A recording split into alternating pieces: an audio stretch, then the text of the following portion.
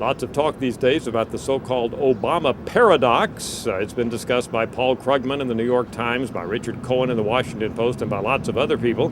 What is this Obama paradox? Well, it is the fact that although Obama has been succeeding in passing legislation, big deals like health care reform and the financial reform bill, his job approval ratings, at least this is how the theory goes, still are not all that good. Well, let's look at the data. I'm not so sure that Obama's job approval ratings are any worse than we might expect for a president in his second year. We just finished looking at the average Obama approval rating for the second quarter of this year. That would be the sixth quarter of his administration, and he's averaging 47.3%.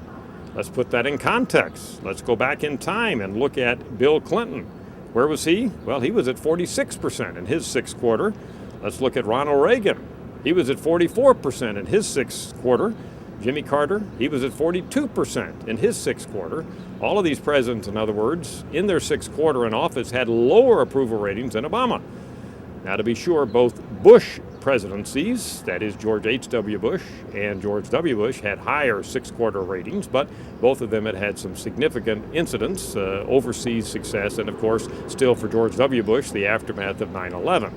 But our bottom line here is that Obama's approval ratings are really not all that bad in context for a number of recent presidents. Also, when we look at the contrast between presidents' fifth quarter and their sixth quarter approval ratings, we find Obama only fell by 1.5 percentage points. So he's really not dropping all that precipitously.